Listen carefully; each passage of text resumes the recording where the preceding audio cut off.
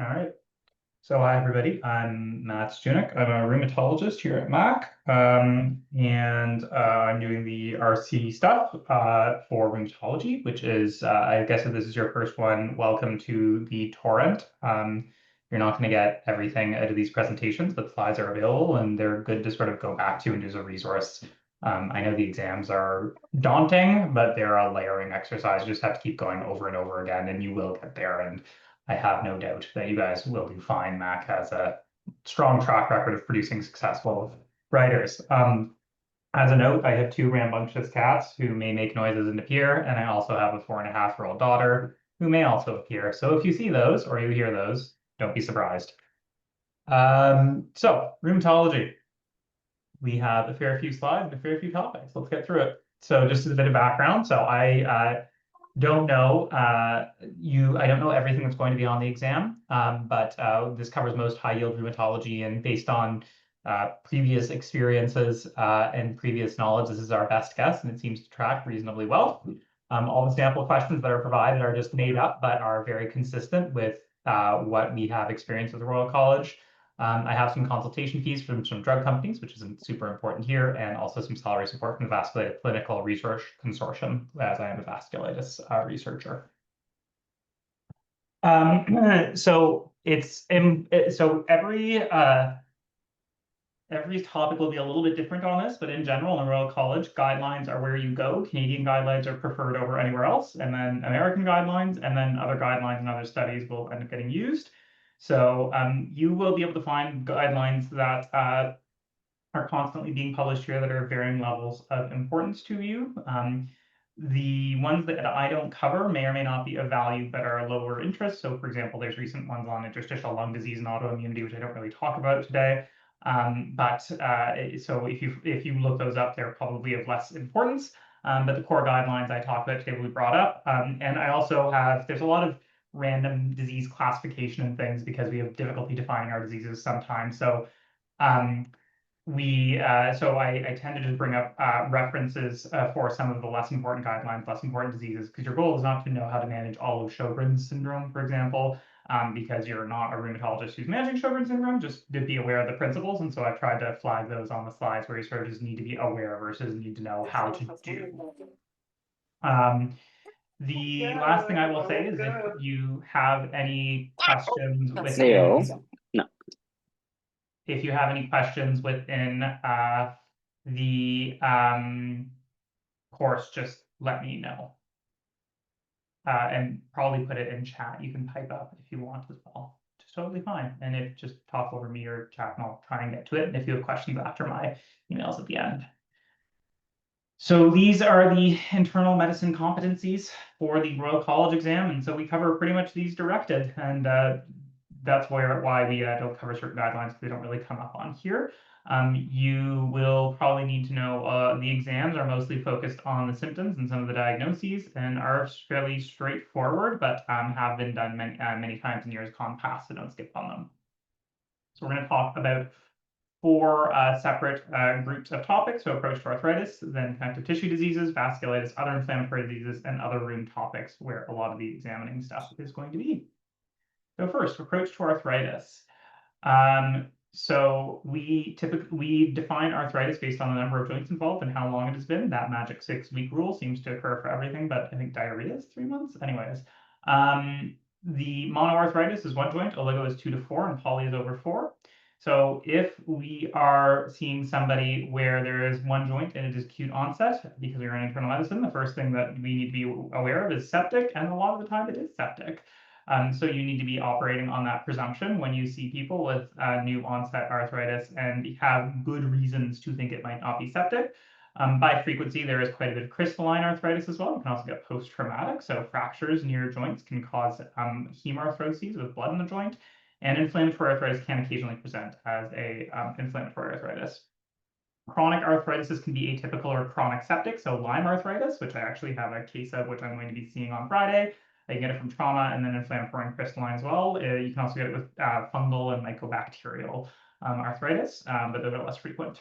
Oligoarthritis is in the acute sense, typically septic, more often crystalline or viral reactive, and can also be inflammatory. And then once you get to chronic arthritis that have more than one joint, you're typically looking at inflammatory or viral reactive, assuming that they have more frequently inflammatory symptoms, which we'll talk about. And when you're looking at over 4 joints affected acutely, that's typically looking acutely crystalline and reactive, rarely septic. They can happen with gonococcal and inflammatory. So in order to separate out not just the number of joints involved, the differential, you want to separate out inflammatory causes. So that chart was looking at inflammatory causes and non-inflammatory. So you're typically looking for morning stiffness, improving with activity, worsening with rest, fatigue, and sometimes associated with systemic symptoms or other features of an immune disease, and typically responds well to steroids. Non-inflammatory arthritis is typically going to have 30 minutes or less of morning stiffness, worsens with activity, improves with rest, pretty much all the opposites. And how much morning stiffness you experience when you don't have a lot of tenderness or swollen joints can often be very helpful to separate between the two. Fluid. We are looking at the 3 C's, so cell count, cultures, and crystal. And actually, I'd probably reorder these because it should be culture first, because culture is the most important. So if it's you missing septic, that's bad. And then you look at crystal and then cell count. So septic arthritis, as I said, PMNs usually over 50, white count is over 50,000, PMNs are over 75%. Inflammatory is often less than this. And then non-inflammatory is typically be less than 2,000, but anything less than 10,000 can be non-inflammatory. You can also get septic arthritis that is less than 50,000, less than 75%, especially if it's been going for a while. And you can also get inflammatory arthritis with white counts over 100,000, including with gout. So when you look at the evidence base around this, we can see that as you have progressively higher white counts, it is increasingly specific for septic arthritis, though the sensitivity goes down as they are less frequent findings, and neutrophils over 90% has a likelihood ratio of 3.4 over. So your pretest probability for an acutely painful monoarthritis is between 8 and 27%. So and depending on your age, joint surgery, things like that. And so if you are at 8, your likelihood ratio is 28. That makes it much more likely, but still not a guarantee to be septic. Whereas if your pretest probability is like 25% because you're over 80, you've had recent joint surgery and a skin infection, then it's almost guaranteed to be septic. So in terms of management of septic arthritis, hopefully at some point you've gone over this. I think this is classic like lunch and learn at some point. The definitive management is to get source control, which is a joint washout. You always want to get blood cultures, especially considering Staph aureus is the most common, and look at x-rays for erosive and bony changes. Know if there's osteoarthritis associated as well. The upfront management should be ceftriaxone and vancomycin for everybody, as what we do here, and then you refine based on your population. So if somebody has a history of being a person who uses drugs, we typically switch the ceftriaxone to pip/tazo to add some additional gram-negative coverage. History of TB or travel, you may want to think about TB more and use directed therapy there, and similar with fungal.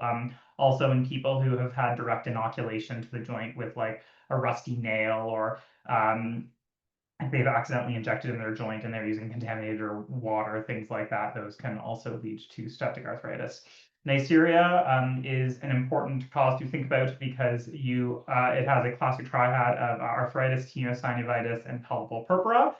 You also want to dual treat for chlamydia because they often coexist, and they often have multiple joints involved as well. Staph aureus and Neisseria are the two that can most frequently have polyarticular septic arthritis, though Neisseria, gonorrhea most commonly, and staph is, often we see this malignant staph causing it, where you can get, I think my record is 7 joints from staph. That was actually when I was elective in Nova Scotia a long time ago. Anyways, so that is septic arthritis. Rheumatoid arthritis is the name, is for rheumatology. It's all in the name. It is our classic. It is our most frequent inflammatory arthritis. It has classic inflammatory joint symptoms, and it's a symmetric small to medium joint polyarthritis. Most frequently the MCPs and the wrists. You should have 6 weeks of morning stiffness with classic swelling, and then with time you can get deformities. So you can get swan neck and boutonnieres from different tendon rupture and hypercontraction patterns within the fingers. Ulnar deviation at the MCPs of the fingers due to how our extensor tendon, the line of forces are as you get ruptures along the posterior aspect of the MCPs. radial deviation at the wrist, piano-key deformity, where the ulnar styloid process can be depressed down as the ligament between the wrist joints becomes less stable, and also rheumatoid nodules, which typically feel sort of like a rubbery squash ball sort of thing, different from obviously the chalky ball of tophi, which can be quite indistinguishable despite having been historically labeled as being very different. So in somebody who has whose bundle of swollen MCPs and wrists and has been going for more than 6 weeks and classic inflammatory symptoms, so stiffness for over an hour, the first thing you should be thinking about is that, especially in young to middle-aged women and older individuals. Investigations support the diagnosis. Typically, you will have positive either rheumatoid factor, CCP, or both in about 70% of patients. So 30 can still have negative RF and CCP. Usually, you will see something in the form of either an elevated inflammatory marker, rheumatoid factor, or CCP. We are increasingly detecting it early, so we get less X-rays with marginal erosions and periarticular osteopenia and joint space narrowing are the classic changes. But the place you should see it if you're unsure is ultrasound or MRI looking for a synovitis subclinical disease. So you may see joint effusions, you may see frank synovitis. It can be quite variable, but usually if everything else is negative, you should be seeing something there if you want to convince yourself of the presence of an inflammatory disease in the context of a compatible clinical syndrome. You can get a lot of people who have chronic pain with similar sorts of manifestations, and sometimes you have to go through and do all of this just to prove that there's nothing inflammatory that you want to do, that there is to treat, I should say. So these are the rheumatoid arthritis classification criteria. For reasons I don't quite get, the Royal College seems to think that these are diagnostic criteria. In rheumatology, we don't have diagnostic criteria because all of our diseases have weird sort of outside examples of how they can be found. But these classification criteria are typically designed to create a sufficiently homogeneous cohort of individuals such that you can do research on them and say, yes, we agree, all of these people have RA. And so these criteria sort of follow what I've been talking about. Should have typically more than 6 weeks of symptoms, many joints involved, positive serologies, and CRP. And really is if you have at least 10 joints involved for at least 6 weeks, that's enough for rheumatoid arthritis. So it's really just the prototypical polyarticular disease, and you're not seeing any other explanation for it. Rheumatoid arthritis, along with many other autoimmune diseases, can have extra articular symptoms. So in rheumatoid arthritis, dry mouth, which is called keratoconjunctivitis sicca, or a secondary Sjogren's syndrome, happens at the 30%. Scleritis and episcleritis, inflammatory eye disease, can happen. You can get C1 and C2 atlantoaxial instabilities, which can lead to myelopathy. And so so when people talk about perioperative management in RA, you want to get cervical spine X-rays to make sure that they can safely be intubated. Carpal tunnel, cubital tunnel compression parathesias from these joints having synovitis and compressing on the nerve, and similarly from damage. And up to a third of people will end up having some form of clinically significant ILD over time, maybe a bit more, maybe a bit less, a hotly debated topic, and it's usually presents as an NSIP over UIP type pattern, and rarely can get pulmonary vasculitis, and occasionally treatments can cause drug-induced interstitial lung disease, with methotrexate being the classic one. Interestingly, I had a case of that came up today. Hematologic, you can get anemia of chronic disease, lymphoma, and there is a classic triad of rheumatoid arthritis, splenomegaly, and neutropenia causing Felties, which is essentially is a form of LGL, or large granular, which is typically secondary and can be treated with the rheumatoid, but once it mutates out and sort of escapes this sort of localized dysplastic form, can become proper non-Hodgkin's lymphoma. As I said, rheumatoid nodules can happen. You can also get vasculitic ulcers and LCV, and kidney manifestations are most often from amyloidosis from protracted inflammation, and you can also get cardiac disease as well. There are treatment guidelines for this, which talk about the treatment of rheumatoid arthritis, and you can get into a lot of depth and a lot of things to find. Reza Mirza, who's a rheumatologist here at McMaster, contributed these guidelines, to which we are very thankful. But they have some basic principles for how to manage them. So we have initial anti-inflammatory drugs, so prednisone, prednisolone, and non-steroidals to provide acute symptom management. These probably modify disease a little bit, but have a lot of toxicity over time. We then switch to our conventional synthetics, which are going to be they're defined by basically being old. So these include Plaquenil or hydroxychloroquine, methotrexate, sulfasalazine, and flunamide. And we use these in different amounts in rheumatoid arthritis and our various different diseases. We then have our injectable biologics. So TNF inhibitors are the oldest and most standard. We have IL-1, IL-6, T cell, and CD20. There are some possible new ones, but none have been approved. And now we have targeted synthetic DMARDs, this is another class in rheumatology and other diseases. So there's other ones here, but there's other diseases that those are for. So this isn't a comprehensive list. There are also, interestingly, getting into the other new oral classes of sort of possibly orally available biologic DMARDs. So that's going to be an interesting thing to see how those fit in the landscape soon. So treatment for strategies for rheumatoid arthritis are to use treat to target. You want to aim for remission or low disease activity by 3 to 6 months. This is a common theme in rheumatology where you want to aim for low disease activity or remission by 3 to 6 months. Treatment will depend on disease activity. So in somebody with low LDA is low disease activity, you want to use hydroxychloroquine, and then you can add on as needed. And if somebody has moderate or high disease activity, you start with methotrexate and then add on other things. And you try and do it without steroid if possible. That's often difficult because these people are in a lot of pain. You then modify treatment with ongoing active disease. So they typically say now that there used to be this concept of triple therapy, which is a combination of methotrexate, sulfasalazine, and hydroxychloroquine. And it's suggested that you don't use this and you switch to biologics or targeted synthetics because there's a lot of pills with triple therapy. But in Ontario, they actually still require you to try some triple therapy or permutation thereof to get access to these other medicines. They're still quite commonly used and they do work. You then refine your treatment based on comorbidities and presentations. So as mentioned earlier, methotrexate can be orally or subcutaneous, 10 to 25 milligrams, depending on the dose, with subcutaneous being about 80% because you get 20% more bioavailability. You want to help tolerance this splitting dose, which we talked about, subcut, and both of these are recommended before switching. It does take about 6 to 8 weeks before working and 12 weeks for full effect. So anytime you're treating somebody in rheumatology, you say it's going to be 3 months before we see effects. So that's how long each era of treatment will be for you, as long as you don't have side effect. And we typically say to give folic acid the day after methotrexate, or you can give it every day because folic acid has both anti-inflammatory and folate antagonism properties. The folate antagonism is cytotoxic and used for chemotherapy, and we're using more for anti-inflammatory. So it's not actually the folate in the autoimmune realm. It blocks AICAR, which is an enzyme. You need to get hepatitis labs because methotrexate can cause hepatitis reactivation, a chest x-ray in case of pneumonitis, CBC, creatinine, and liver enzymes. I think this question has actually come up before, and that's to watch for cytopenias. And methotrexate toxicity in people with CKD can cause quite fulminant cytopenias, which actually happened quite recently. And you do moderate monthly for 3 months, and then every 2 to 3 months thereafter. Many side effects, as I have talked about, it's typically GI with nausea and vomiting. Can also get fatigue, sort of brain fog. You can get liver toxicity, especially with alcohol, so you need to counsel them to minimize alcohol use. And it is a teratogen. We use it as an abortifactant in people who want to undergo a medical abortion. So it can cause that. So they need to be on birth control and need to be off methotrexate for 3 months before conception. Not useful, and it's not good to use in breastfeeding.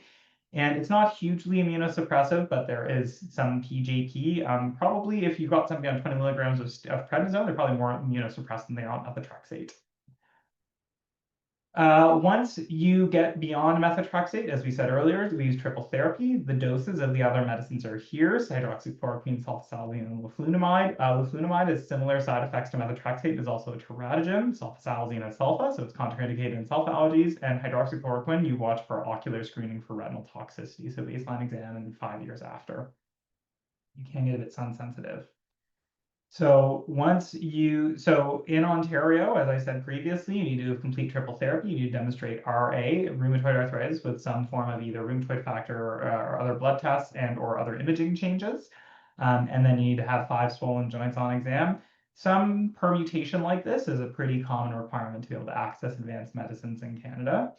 So typically, if they want to ask, it's failing the triple therapy. That's the biggest thing you can often sort of fudge the degree of rheumatoid arthritis that they have, but they will want to see that you've been on the right medicines. The biologic DMARDs, TS DMARDs, which are the next steps after rheumatoid arthritis, can either be added to methotrexate or given as a single drug without it, but methotrexate is useful for anti-drug antibodies, so we try and keep it on. You screen similarly for hepatitis, and you get a chest x-ray and TB skin test or interferon gamma release assay to make sure there's no latent tuberculosis.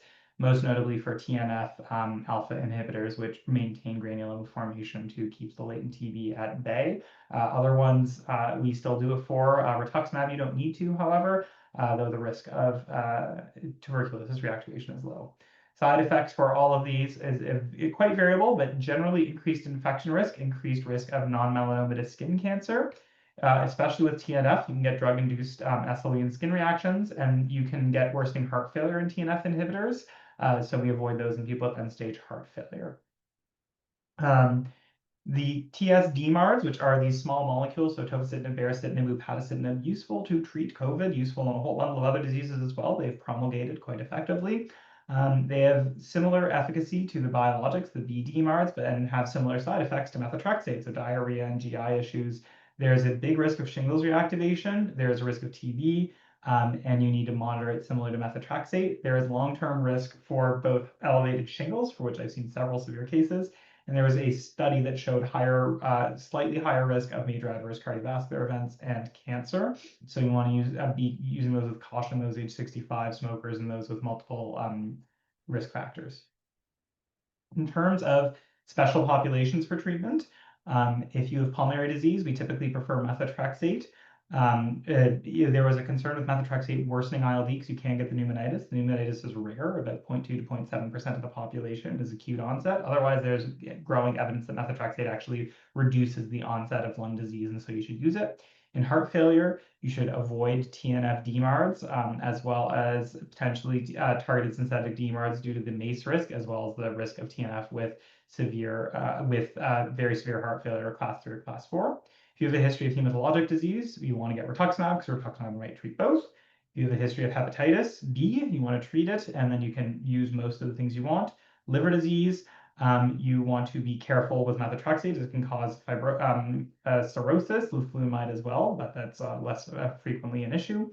If there's prior serious infection, we typically say avoid the biologic or targeted synthetic DMARDs, as they probably are associated with more infection. Sometimes we prefer abatacept, which is a T-cell inhibitor, which probably has the lowest infection risk. And if you have nodules, we typically say use methotrexate, but there's not a lot of data for that. Rheumatoid arthritis in pregnancy. So rheumatoid can go into remission in pregnancy, but there's increased risk of flare after postpartum. Safe medicines are typically hydroxychloroquine and TNF inhibitors. Most things that are not methotrexate and leflunomide can be successfully used in pregnancy. So we typically say these are the safest, with certolizumab being a big molecule because it's pegylated, but most of the other biologics are quite safe, and the targeted synthetic DMARDs are not safe in pregnancy. And you should, as stated here, so we don't use methotrexate, leflunomide, or JAK inhibitors there. There are reproductive health guidelines, and mostly probably what you need to know is the chart of what are safe and unsafe drugs, which is here. And I'm not going to go over this chart for you, but it highlights things I've said. And here are the drugs you want to avoid. So methotrexate, leflunomide, mycophenolate, cyclosporin, and thalidomide for fairly obvious reasons. We still use thalidomide actually in some parts of seronegative disease, and some of thalidomide's cousins are used in multiple myeloma, so still has its uses. Vaccination in RA and other diseases. So recommend getting your flu, your pneumonia, your zoster, and your HPV vaccines. COVID vaccine is recommended by the CRA. And we don't really give the live zoster anymore. You typically want to be on less than 20 milligrams of prednisone or methotrexate. Other live vaccines have complicated live vaccine policies and holding, which I don't think you'll be asked about. But are in these guidelines. And methotrexate and mycophenolate are associated with lower response, so we typically say to hold them for a week or two after receiving those vaccines. And rituximab, of course, depletes B cells. B cells are important for the vaccine response.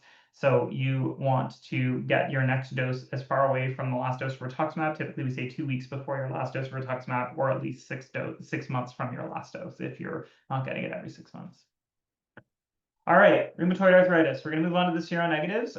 These are not most of the principles are covered in rheumatoid arthritis, so these are a little bit less cumbersome to go through. So use the acronym of PAIR for psoriatic, enteropathic, ankylosing, and reactive, and you just swap out the I and the A for PAIR when it used to be called IBD-associated arthritis instead of enteropathic. They have 3 primary distributions of joints for most of these, with the exception of ankylosing spondylitis. where you typically have asymmetric or large joint disease, which is most frequently seen in psoriatic, can be seen in reactive, and occasionally in ankylosing associated with axial disease or on its own in some people. Primary axial disease, typically in AS or PSA or IBD. And IBD is probably, type 1 IBD is probably just onset of axial spondyloarthritis alongside IBD. And then there's a symmetric small joint rheumatoid-like arthritis, which can happen in PSA, and then type 2 IBD. So, just like reactive arthritis, the SPA, so the seronegative arthropathies, can have multiple extra-articular findings. So in addition to IBD, which we've talked about, you can get skin, so you can get psoriasis, especially with psoriatic arthritis and the rest, erythema nodosum, pyoderma gangrenosum, keratoderma blennorrhagica, and circinate balanitis. The keratoderma and the circinate are more frequently seen in reactive, but can be seen in others. You get dactylitis in psoriatic arthritis and reactive arthritis, nail changes in psoriasis, enthesitis, which is a different story, which is not the joint, but it is related to motion. You often get inflammatory symptoms at tendon insertion sites. Anterior uveitis is common in oral ulcers as well. So axial spondyloarthropathy is the more straightforward of them because it's most frequently considered in terms of inflammatory axial disease, and it starts in the sacroiliac joints and it radiates outwards up the spine and sometimes down into the hips as well. You are looking for 4 of the 5 classic criteria for back pain to be considered to be considered part of inflammatory back pain, and these are important criteria to be aware of for Royal College. So onset under 40, insidious, so at least 3 months, improves with exercise, no improvement with rest, and those two sometimes people forget to separate out. And pain is at night. Other features, you can say there are other criteria. There's actually 4 or 5 different criteria like this, but these are the classic ones for ASAS. So response to nonsteroidals, alternating buttock pain, and morning stiffness for over an hour often are thought of as other potentially useful symptoms. Investigation, so in ankylosing spondylitis, 80 to 90% will be HLA-B27 positive. On the X-ray, you may see sacroiliitis. So you'll see joint space narrowing, sclerosis within in subchondral space, erosions, and potentially ankylosis and end-stage disease. And you can see syndesmophytes, bridging syndesmophytes, which is basically the intervertebral, the ligaments surrounding the intervertebral discs, progressively ossifying and creates this bamboo spine. MR spine will redemonstrate all these and can also more sensitively highlight small erosions, bone marrow edema, and actually synovitis on its own. And so MRI is really the go-to standard for diagnosing axial spondyloarthropathy at this time. The back exam for AXSPA is good to know and good to be able to do because you may need to do it. So classic findings on inspection are flattening of the lumbar spine and loss of lumbar lordosis, exaggerated kyphosis, and question mark if you have end-stage disease. You may also see loss of muscle bulk. You will often see on palpation, where you palpate from the back down to the SI joints, you can see true bony tenderness and pain at the SI joints, but palpation is sometimes not particularly useful. You want to do full range of motion, and there's each part of the spine does different amounts of range of motion, and you want to do certain tests of how well you do certain tests of mobility to be measured in terms of your metrics. So in the C spine, but lots of range of motion to be able to look around, and you do your wall tragus distance to know how far back you can get because you get hyperkyphosis of the C spine with occiput, which is part of that question mark. As you can imagine, the top of the question mark, your head gets bent over. With the thoracic spine, lateral flexion, so the finger fibular or finger floor distance, and chest expansion. Lateral lumbar spine, you look for forward flexion and mobility, so Schober's test, and the sacroiliac joint, you do the Faber, which is flexion, abduction, and external rotation. So you're bending the ankle up towards the chest on the inside, and you also can do sacroiliac distraction. Any of these being found can be suggestive. These findings are seen in established disease and early disease. They're not super sensitive, but often reasonably specific and a good story. We have, again, classification criteria, and typically, again, you want to see people have insidious onset, so 3 months of back pain and age under 45. We're not very good at having unifying things. It's under 41 criteria and 45 here, such as how it is. You typically want to see imaging and one classic feature of ankylosing spondylitis. or you need HLA-V27 positivity, which puts you at increased risk, which is not a guarantee, and two other features. You do need this. We actually had a patient recently who had florid sacroiliitis, but it was from hyperparathyroidism. So a good example of where you can get mimics, and why you also need a clinical syndrome with any radiologic or serologic finding in order to typically diagnose a rheumatic disease. And so the SPA features are much of the things we've talked about. So inflammatory arthritis, uveitis, dactylitis, psoriasis, IBD, response to NSAIDs, all things you would expect. And in order to classify them as peripheral axial SPA, you typically want to look for enthesitis or dactylitis with other features there in order to make it more classic for peripheral SPA. However, there is an overlap with psoriasis here. Typically, in psoriatic arthritis, you have more joints involved, and it can be a little bit muddled between the two of them, but they're treated quite similarly. So that's an academic issue more than anything.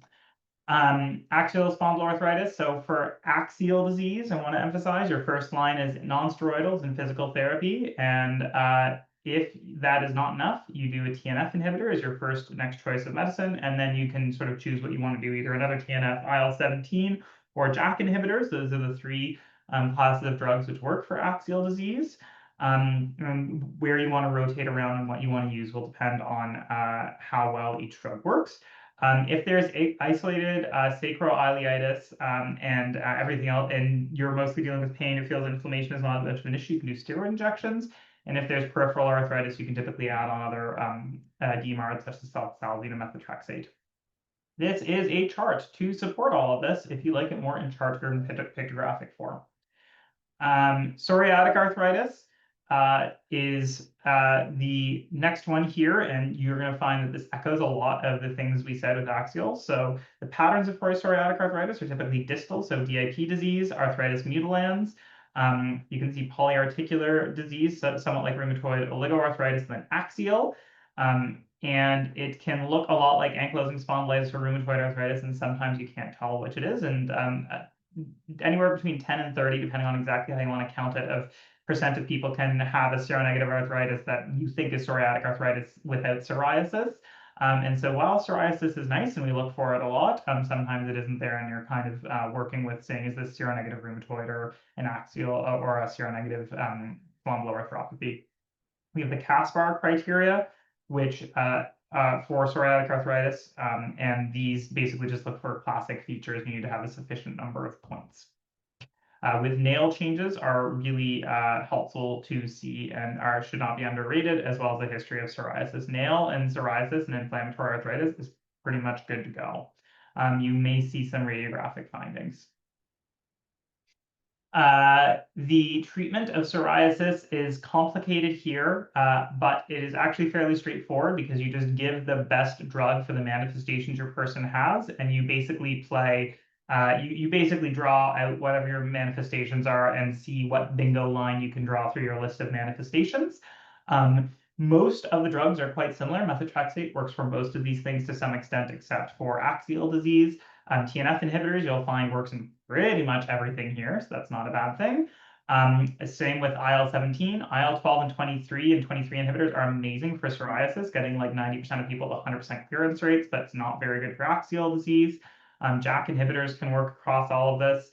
And so so the a couple of notes are, if you're axial, you don't want to use IL-12 or 23 or conventional synthetic DMARDs.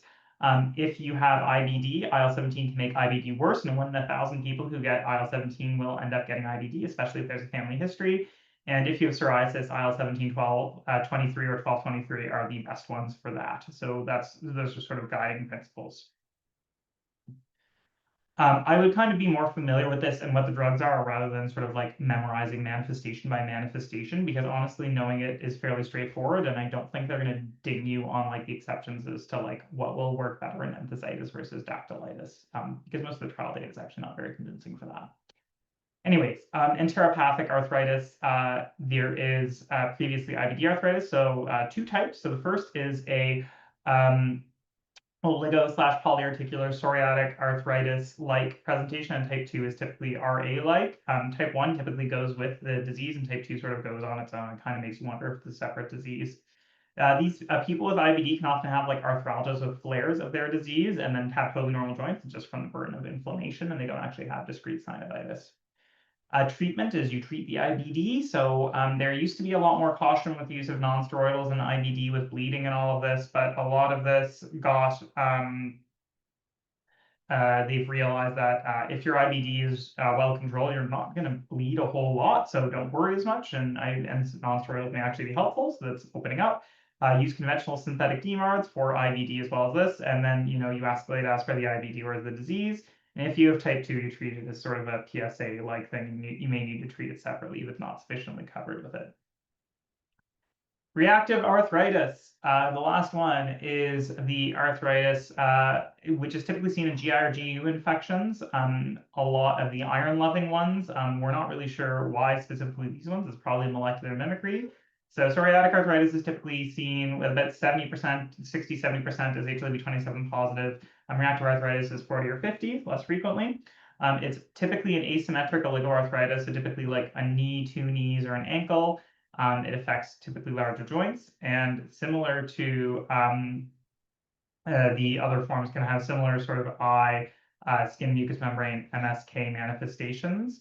There is also a manifestation with valvular disease because the aortic valves mounting actually within the pericardium is actually histologically an emphasis, so it's actually a form of emphasitis there. But the classic triad for this is the can't see, so you get anterior uveitis, can't pee for your arthritis / cercinate balanitis, and can't climb a tree if you have arthritis. Treatment. Typically, if it's for the arthritis itself, it's non-steroidals. For the other manifestations, treat it. You sort of symptomatically treat, and it will improve. About 20 to 30% of people will have recurrent episodes and need ongoing treatment, and typically you treat them like you would the rest of the seronegative, sulfasalazine, methotrexate, and other things like that. And that's probably just people who had the original the reactive arthritis. They probably just had a trigger for actual true blue seronegative arthritis. Finally, crystalline arthropathy, so gout, calcium pyrophosphate. And so gout is a needle negatively birefringent under yellow polarized light, so on the lower left.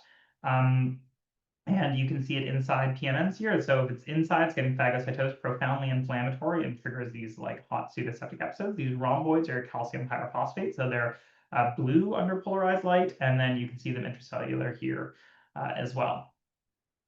So these can mimic a lot of the other forms of arthritis, and the other straightforward ones that you as an internist will probably have to manage a fair bit if you do, and if you do other specialties, you might still see and want to know how to manage.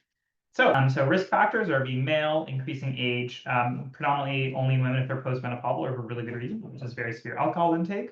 Modifiable ones are obesity, hypertension, cardiovascular risk, CKD because you have decreased urate clearance. So dietary factors, so red meat, specifically organ meat, seafoods, shellfish specifically, and excess high fructose corn syrup because fructose is metabolized to urate through the pentose phosphate pathway. Alcohol use of specific medicines such as thiazide and furosemide, which are associated with increased retention of uric acid, low-dose aspirin can similarly, and cyclosporin and pyrazinamide, which aren't used, well, the latter, which isn't used, cyclosporin is used a bit. Long-term complications are tophi, in addition to the arthritis, and nephropathy, and uric acid nephrolithiasis. So gouty nephropathy is a sort of within the kidney accumulation of uric acid causing its own nephropathy, and uric acid is sort of a post-renal phenomenon. So treatment is escalating. We always start with non-pharmacologic, so look at patient factors, modify these as possible. If you modify lifestyle, you'll drop somebody's uric acid by probably about 60 points. So if somebody has just like slightly elevated, you want to aim for about 300 to 350, which we'll talk about. So if somebody has a minimally elevated urate and just want to tack, and maybe it was just like they were 60 and it was after going to a hockey game and drinking 15 beers, then you might be able to get away with modification, but many of these people need pharmacotherapy because most people actually just can't excrete enough uric acid. So your acute treatment will be colchicine, NSAIDs, or steroids. They all kind of work about the same. I typically give colchicine as long as their kidneys can bear it because it has less cardiac and GI toxicity than NSAIDs. Systemic steroids are useful but can have side effects, and sometimes you end up keeping them on for longer out of habit. So I try and avoid them unless there's multiple joints affected. You can combine these if one doesn't work, except you can't combine NSAIDs and systemic steroids due to the GI risk. You can use anakinra, canakinumab, and ACTH, but these are very expensive and not really accessed. If somebody is previously on urate therapy, they can start it now, and if somebody is on it, don't interrupt it with the flare. So indications are if you have multiple attacks, if you have tophi erosions on imaging, CKD stage 3 urolithiasis or urate, and then you want to target 360 or 300. There is kind of a question of targeting under 300 for tophi, but at least target under 360. You want to typically give prophylaxis for 3 to 6 months, depending on symptoms, because it's the change in the uric acid dose. Incidentally, it's not a guarantee you're going to get a flare. It's actually still a fairly low flare rate, but you don't want to give people medicine and have them not take it when it's one of the few medicines that really works well.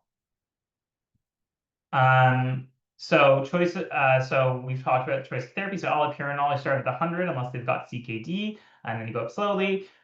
You go up every 2 to 4 weeks to a max of about 800. You watch for leukopenia as you're escalating, and then HLA-B 55801 can end up with a hypersensitivity syndrome, which can actually be life-threatening, Stephen Johnson's like. So that's why we go up slowly. Febuxostat is the alternative, which works okay. It works almost as well as allopurinol. There's less room to go up on the dose. Similar side effects, but it doesn't have the risk of Stephen Johnson syndrome. So it's safer in these people, and some people just get bad GI or other side effects from allopurinol, like rashes. There's other new drugs coming online that may get used in the future, but right now Probenecid and the other ones aren't really used as much. And you don't want to use xanthine oxidase inhibitors with azathioprine because it shunts the azathioprine to a more cytotoxic form. You tend to get profound cytopenias. CPPD is the less well understood, less described version of gout, which is probably just from under excretion of phosphate. You will typically see there's multiple patterns, but you are more often going to see people have an RA-like or affecting the 2-3 MCPs or the wrists, especially in older women. You can get sternoclavicular joint involvement in the knees as well. You will see chondrocalcinosis on X-rays. You can see the knees here at the menisci and the triangular fibrocartilaginous complex on the wrist here. It's associated. It's got 6 classic associations. So the 5 H's and 1 W of hypophosphatemia, hypomagnesemia, hyperparathyroidism, hypothyroidism. The magnesium, parathyroid, and thyroid are shockingly common. I see these in most people with CPPD. Hemochromatosis is rare in Wilson's disease, and you can get these hook-like osteophytes. Most frequently talked about in hemochromatosis, but can be seen in the rest as well. Look, and you want to check blood work for all of these, and you treat them similar to gout, but you can't give them uric acid lowering because they don't have uric acid problems. So you typically treat them long-term with things like colchicine and triiodemars, but we don't actually have very good treatments for CPPD. There are classification criteria. They're very complicated. They're for research purposes. I wouldn't worry about them. All right.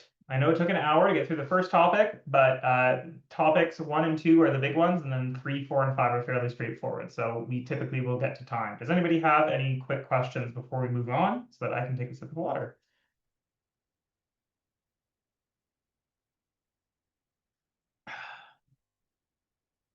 All right.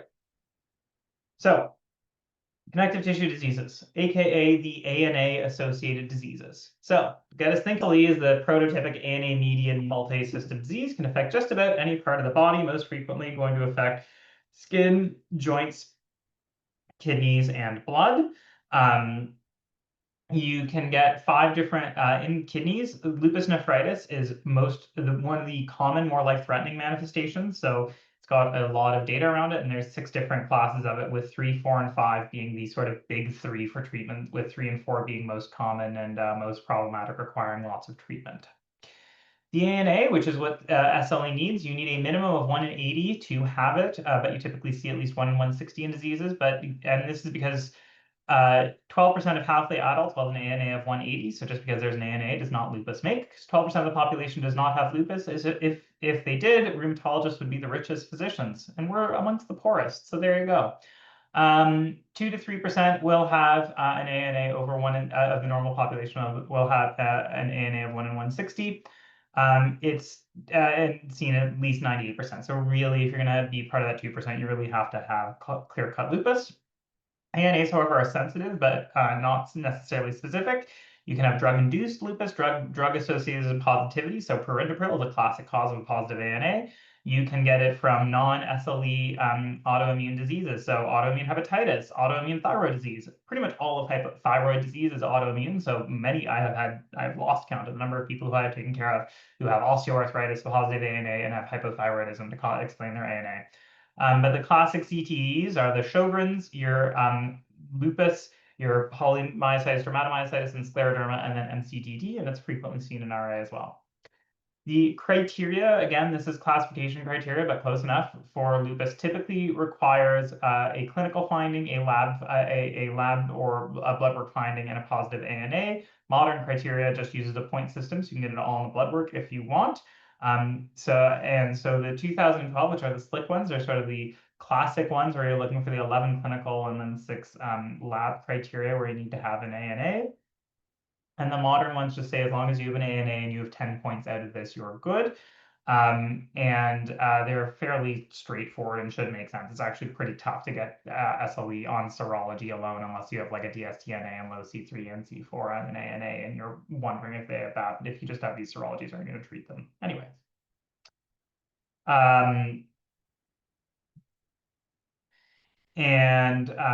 Yes.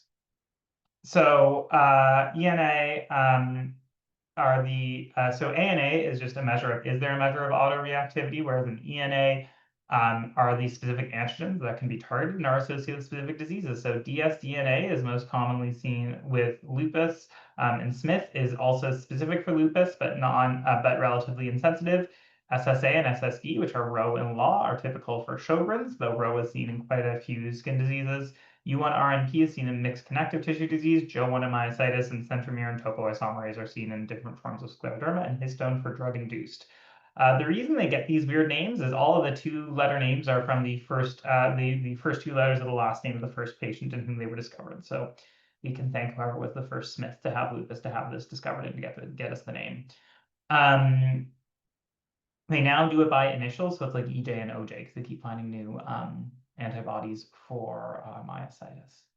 SLE, other tests to do. You want to look at complement, antiphospholipid antibodies, CBC, direct Coombs test for warm autoimmune hemolytic, which is quite common as well and can be associated as well with thrombocytopenia, and so Evans syndrome. You also want to do a creatinine urinalysis and urine PCR, and so to watch for kidney disease because it can often be present and underappreciated, with a 24-hour urine of at least 500 milligrams being sufficient for kidney biopsy, and they keep finding it's actually probably lower and lower. So pretty much anything over 250 as per latest is probably going to get you in, but for your purposes, 500. And have a low threshold to biopsy for SLE glomerulonephritis. Treatment. Non-pharmacologic, straightforward stuff. Smoking cessation, exercise, up-to-date immunizations. It's good medicine and important in lupus because if you're going to immunosuppress them, you may as well not give them pneumonia and give them pneumonia vaccine. We know exercise is anti-inflammatory and smoking is bad. Non-pharmacological treatment, so sun protection. We know that the exposure to UVB radiation directly triggers the skin to produce interferon, which is a key cytokine in lupus. You want to assess their CV risk and osteoporosis because you're going to inflammatory diseases both are osteoporosis associated as well as the prednisone we give. Give everybody hydroxychloroquine, and if they say they don't like hydroxychloroquine, mix it in their water supply and just make sure they have eye screening with it. It's first line for everything. We talk about like various therapies for lupus. So in lupus nephritis, there's triple therapy. They don't even talk about hydroxychloroquine as triple therapy because they're like, everybody should be on it. Always look for antiphospholipid antibodies, and if they have antiphospholipid antibody positivity, consider ASA for them, and then further treatment based on manifestations. Basically, it's based on the severity, with really the specialist involvement being skin, CNS, and kidney. That the rest of them are basically, you start with hydroxychloroquine as stated, do non-pharmacologic. You can give steroids for short term, then add on methotrexate or azathioprine. Then you can move on to methotrexate belimumab, which is an which is a BLyS, so anti-B cell, cyclophosphamide and rituximab for more severe ones. In skin disease, sun protection we've talked about, use topical agents, and hydroxychloroquine is super effective in skin, topical tacrolimus. CNS involvement, nobody knows what to do, so you typically use cyclophosphamide, and often steroid can have lots of side effects, so separating out if they are getting psychosis from their Lupus versus from their steroids can be difficult, and you want to assess them carefully. And then finally, in lupus, we have brand new 2024 lupus guidelines that were recently published. I don't think that these will be on the exams, but they're so straightforward, and this chart actually covers what we used to do in a much more clear way that I would just say use this chart, where we talk about this triple therapy, which is in addition to hydroxychloroquine and ACE inhibitors. You give steroids, mycophenolic acid, and then belimumab or a CNI, so a calcineurin inhibitor, so tacrolimus or voclosporin is one specifically used in lupus. And there are some other alternatives you can use if those don't work. Just a couple of other notes. Make sure you're using nephrology and you're all happy with what you're going to do for treatment guidance. Again, you want to see treatment typically within 6 months and 12 months for more stabilization. So that's 6-month mark for treatment again. And if they have refractory disease, you can change therapies. We talked about increase if they weren't on triple therapy. And then there's more of a recommendation to add on a CD20 depleting agent, so rituximab or obinutuzumab, which has been recently approved. And if you induce somebody with cyclophosphamide, you switch them to mycophenolate because you can't leave them on cyclophosphamide, or you just give them cancer, which is not great. And you typically want to treat people for about 3 to 5 years. So voclosporin is new, not super widely used in Canada. Basically, probably more expensive tacrolimus. Anifrolumab is useful for skin and joint disease, probably not used in the kidneys. Obinutuzumab we've talked about. It is essentially rituximab with bells. Whether or not it works better, it's probably more that the old rituximab trials were poorly designed. And we have deucravacitinib as something else coming up. So there's still lots of treatments coming up, and there's stuff I haven't mentioned, but these are the big ones.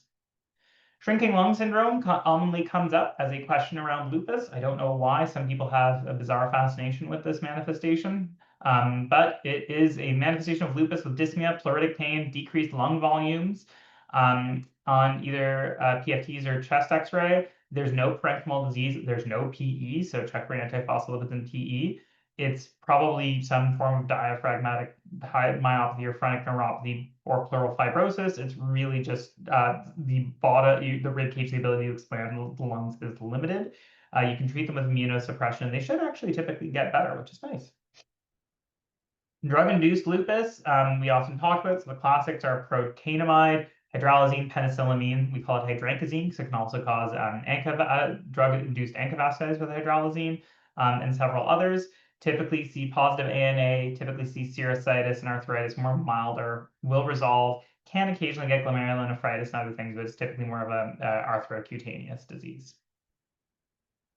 Antiphospholipid syndrome, which is often associated with lupus, but can be on its own. There are 3 different tests. So there's the lupus anticoagulant, anticardiolipin, and anti-beta-glucoprotein antibodies. Lupus anticoagulant is the most potently prevalent and can be diagnostic. Anticardiolipin and anti-beta-2-glycoprotein in the right person are suggested.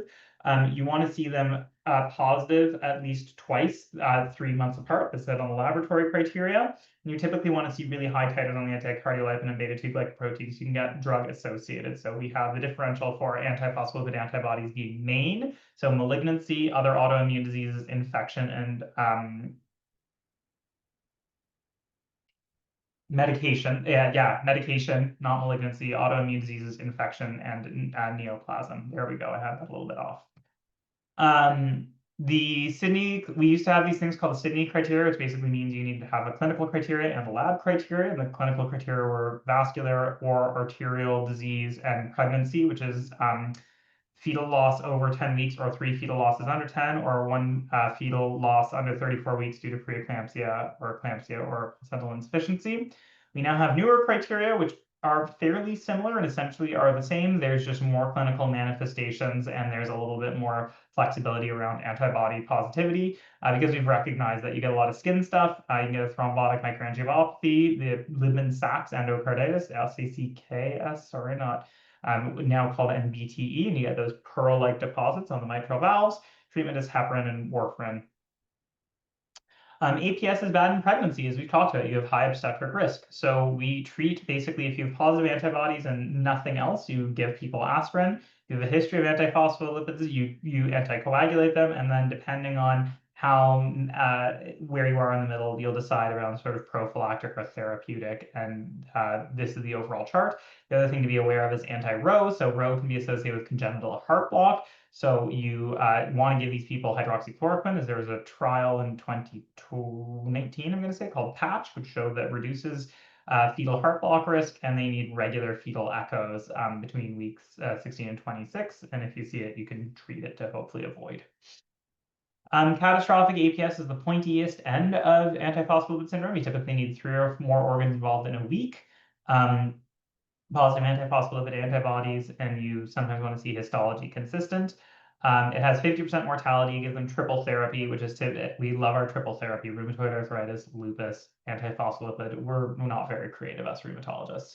So steroids and heparin, so you anticoagulate them, and then you give them plasma exchange or IVIG. A lot of catastrophic APS has diffuse alveolar hemorrhage, and yes, you still give them heparin because you get microthrombosis of the capillaries leading to leak and DAH. So you treat with both as soon as you stop them from bleeding. You don't give them heparin while they're actively exsanguinating into their lungs. Pulses usually fix that pretty quickly. Then you can give them esilizumab because there's a lot of inappropriate complement activation, except esilizumab is hard as anything to get. And so we often can't get it in a severe refractory setting. Raynaud's phenomenon is acral vasospasm with triphasic color changes and reperfusion symptoms, which is typically pain and dysesthesias.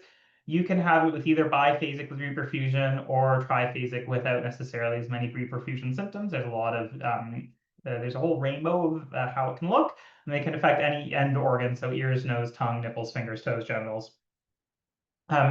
Triggers are typically cold, stress, and vasoconstrictors, so cocaine and ergot, which is used sometimes for migraines. Ergotamine, there we go. Raynaud's disease is the benign self-limiting form. As we said, female under 40, it's typically symmetric. So if they've only got one side, you should be seeing what's going on. Secondary is Raynaud's syndrome, which is often most frequently seen in the context of scleroderma and Sjogren's, but it can occur also in lupus, rheumatoid, myositis, and the others. You can also get it in the context of people with multiple myeloma and cold agglutinin cryoglobulins. And you want to rule out other causes, so hypothyroid infections and malignancy, which occasionally will do it, and mechanical causes. And you see these occasionally jackhammer associated in drugs. So secondary Raynaud's, so as we said, male and over 40, so good job on the reason. You want to look for other signs and symptoms, so tight skin. You want to look for nail fold capillary abnormalities. You want to look for ischemia, so Pitt's ulcers and gangrene, which are all seen. History of exposures and history of other findings, and you want to look for decreased peripheral pulses. If you have primary Raynaud's, you don't need to do anything. So female under 40 and symmetric, but secondary, you want to look, you want to do a CBC, inflammatory markers, antibodies, usually not, but you can think about anti-rheumatoid factor CCPs, but ANA is the most important one. C3, C4, and cryos are worth thinking about. And the people who like to see Raynaud's will order all of these straight up and see what they can find. So Raynaud's, trigger avoidance, most useful thing. Warm gloves, heated gloves. Go to Costco and buy those glove heaters, buy the gallon and just use them every single day. Probably reduce caffeine, stop smoking, and stress management, because all of these are vasoconstrictors. Incidentally, there's a recent study that shows that increased coffee use reduces your onset of atrial fibrillation. So hopefully this is why all of us will never have atrial fibrillation as physicians, except for the ones of us who don't drink coffee. For those, I don't understand you guys. You want to avoid vasoconstrictors, so clonidine, cocaine, ADHD. First line treatment is nifedipine and amlodipine, which are calcium channel blockers. You count them on pre-syncope. You can use nitrates, angiotensin receptor blockers, prazosin. You can use like nitropaced, and you can have them use like a bit of a patch, but you often get headaches and systemic effects. Second line is PDE inhibitors, so oral or topical, so sildenafil or tadalafil. SSRIs, you can use endothelin receptor antagonists, typically only really seen in people with pulmonary hypertension. And then if you've got a crisis or recurrent ongoing issues, you can use IV alprazolam, and you want to use wound care because they're quite painful. You use sympathectomy for refractory disease, but it's a surgical treatment and a fair bit to it. So Raynaud's is really commonly seen with systemic sclerosis. If you just have Raynaud's and actually scleroderma, which is thickening of the skin or a scarring of the skin, scleroderma is the technical term, then you have enough for systemic sclerosis even without antibodies. And we typically separate it basically, is your skin thickening proximal to your elbows or proximal to your knees, and but it can involve your face limited. So we used to call this CREST syndrome, so calcinosis, Raynaud's, dysmotility, sclerodactyly, and telangiectasia, and some nail fold changes are commonly seen. In limited, you also see typically pulmonary hypertension and the anti-centromere antibody. Diffuse disease will be skin anywhere, often see ILD and affect multiple organs, and proper diffuse scleroderma is a really scary and bad thing and super tricky to treat. It is associated with more likelihood of scleroderma renal crisis, and it can also, which is often associated with the RNA polymerase antibody. You can also get localized scleroderma, which is just in a single area of skin, which can be morphea or en coup de sabre if it's on your head, and it's typically a nice linear scar. Okay, so scleroderma, typically you see renal crisis in the first few years.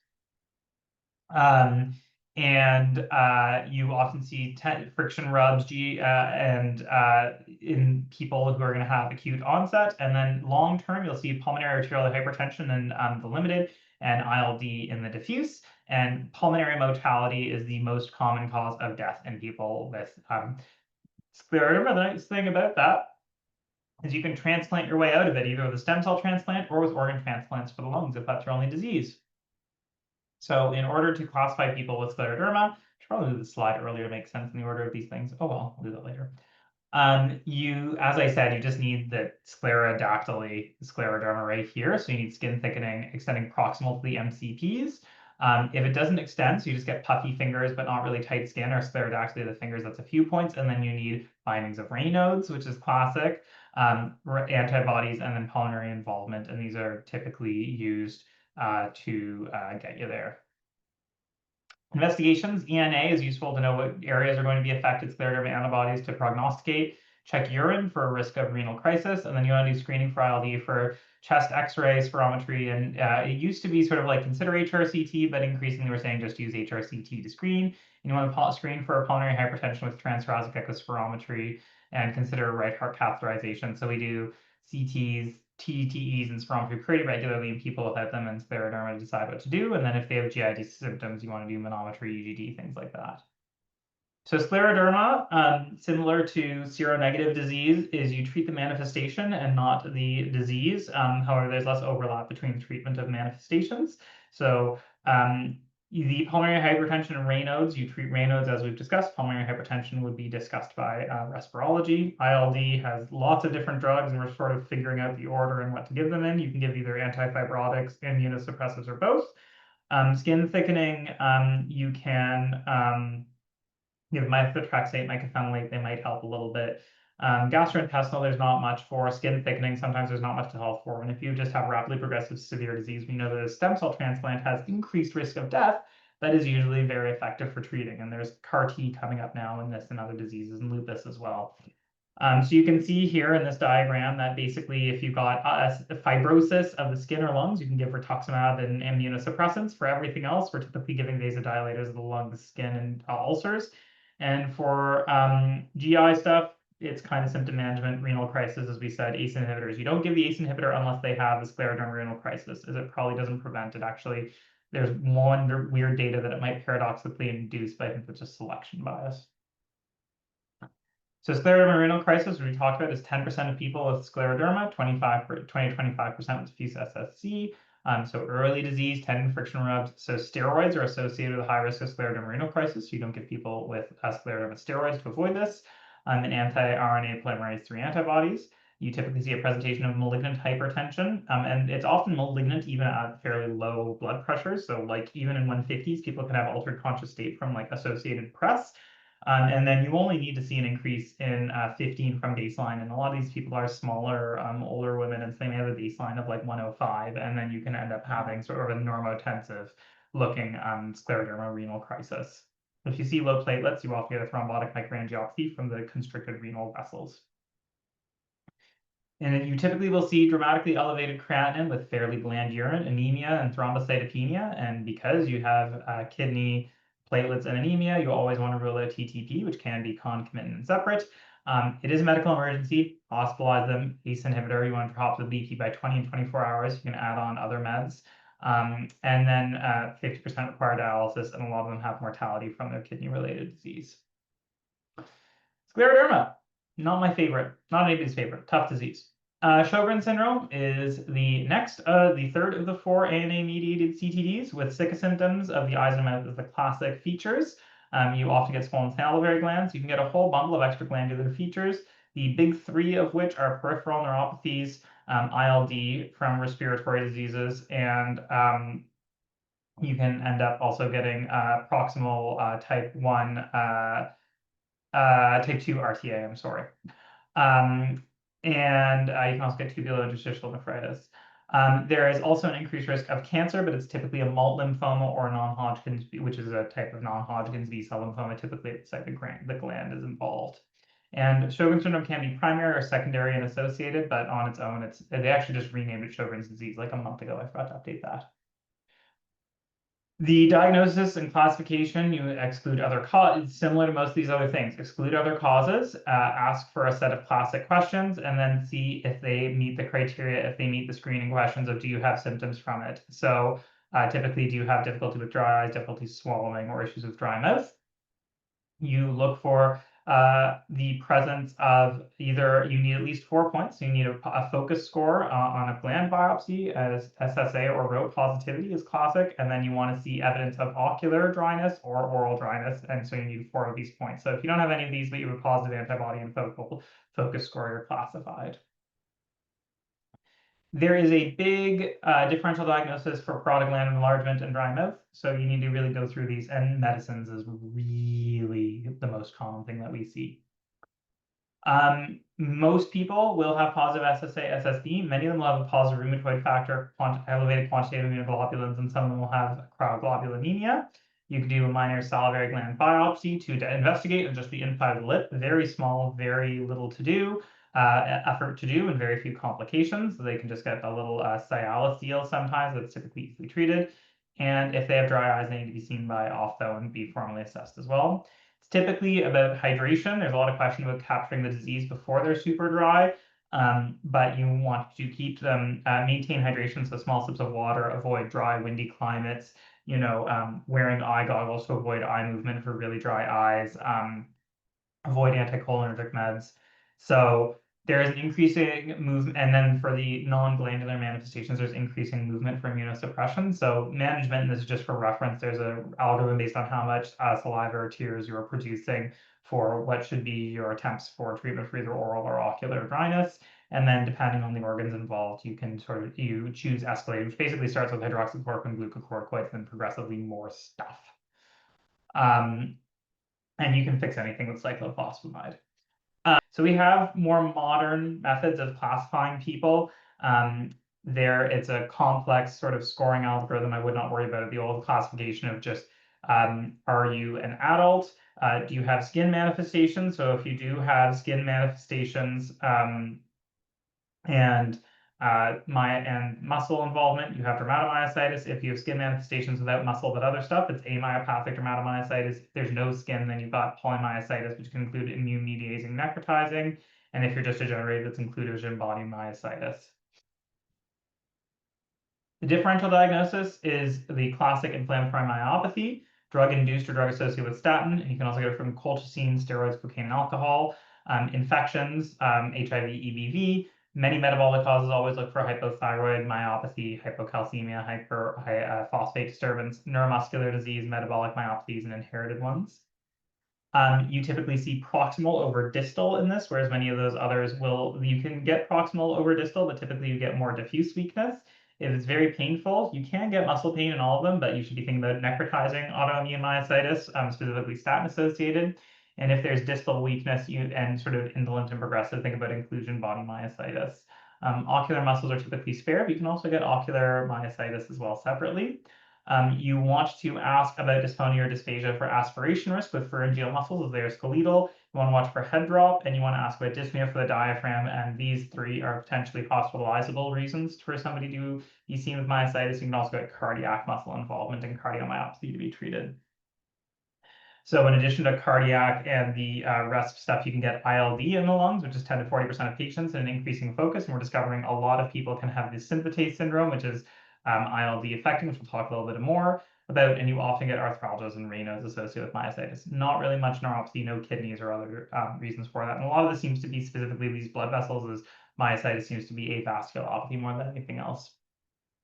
Skin findings, there's classic set of signs coming from top down. There's the heliotrope, which is periorbital of the eyelids. There's the V-neck. There's the shawl sign. There's the badge patch sign over the shoulder. There's Gottfried's papules, which will be on extensor surfaces. They will be very elevated and discrete and somewhat psoriasiform, but over the extensor aspect of the joints alone. You can get the holster sign on the sides of the legs, and you can get mechanic's hands, which is exfoliative hyperkeratosis, exfoliative disease of the hands and the feet, and Hiker's feet with that. And you'll sometimes get some nail fold changes with the vascular changes and subcutaneous calcifications. Mechanic's hands is fairly classic for antisynthetase syndrome. If you see amyopathic, there's this MDA5, which has been increasingly recognized, which is associated with rapidly progressive ILD, which is generally bad. So here's what the skin signs look like. So you can see the mechanic's hands all over the dorsum there, and sometimes difficult to separate out from like subcutaneous lupus, heliotrope, holster sign, V-neck, and subungual erythema can also be seen. So synthetase syndrome, there's sort of a question of, is this myositis or something else? It seems to be in the myositis adjacent, if not in the myositis area. Typically have the classic features of fever, Raynaud's, arthralgias, / arthritis, myositis, and ILD. And it's associated with the tRNA synthetase antibodies. There's about 20 of these described, and there's 20 amino acid synthetases-ish. And so a new antibody every few years, eventually they'll probably find them all. So JO1, PL7, PL12 are pretty common and quite heavily associated with lung disease and are treated often a little bit more aggressively to avoid the ILD and with more monitoring. As we've discussed, the immune-mediating necrotizing myopathy is the often statin-associated. You will often see anti-HMG CoA reductase antibodies and anti-SRP, typically very high CK levels, severe weakness, and continues despite the discontinuation rates of the statin needs aggressive therapy.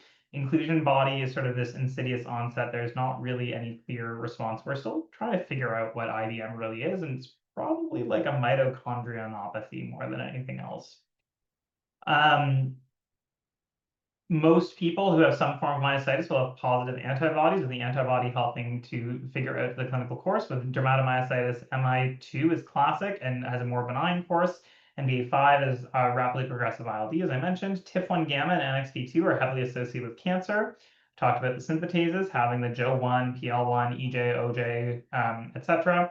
HMG-CR in IMNM, and IBM has CN1A, but you can see this positive in other patients as well. And you can also get overlap with anti-CoO, PMSCL, and RNP antibodies.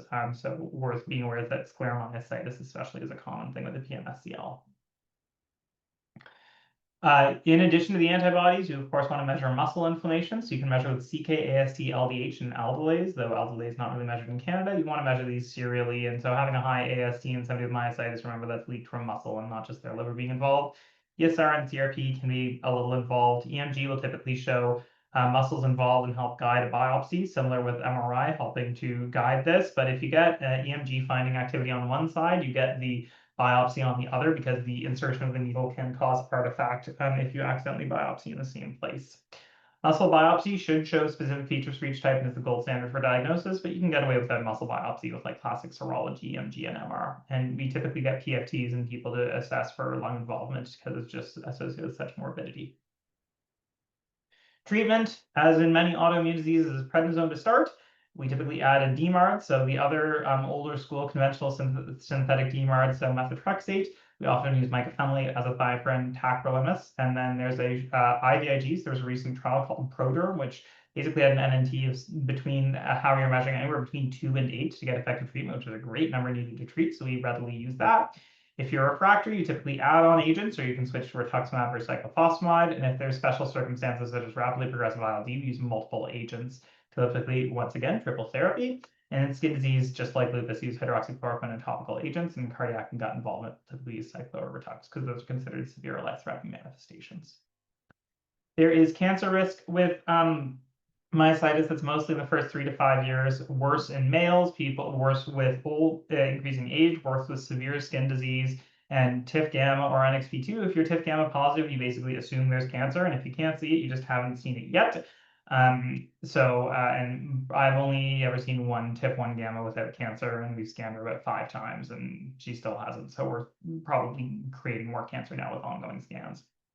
Often associated with adenocarcinomas, and it's typically seen within a year of diagnosis, so just very small amounts. And you can, and so whether that's a perineoplastic or a separate phenomenon is a different thing, but it tends to persist despite cancer treatment.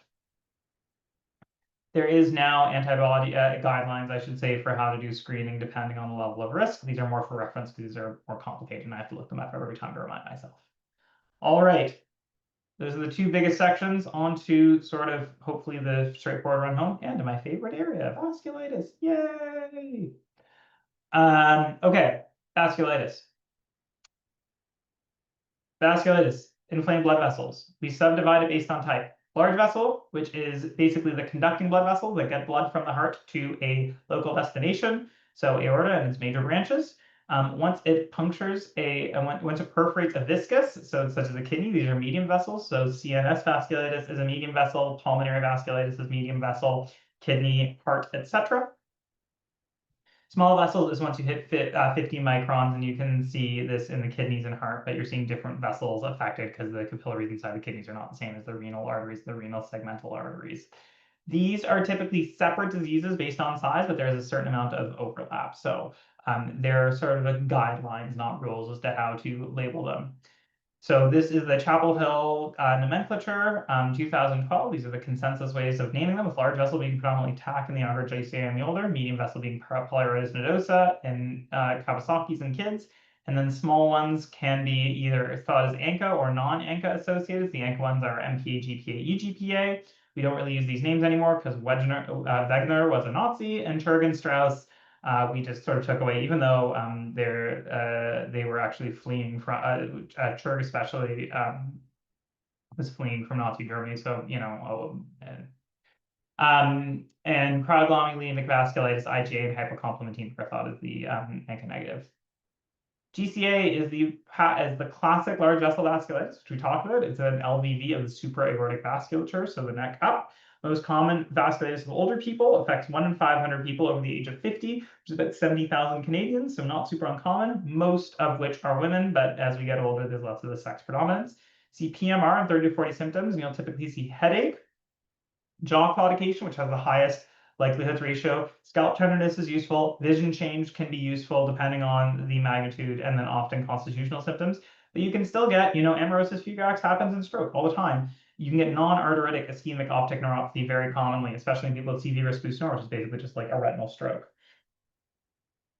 So just because you see one of these, you need to have a total compatible clinical syndrome, which typically involves elevated inflammatory markers, and you often want to see an examination abnormality. So many of these findings are pretty specific, but not super sensitive.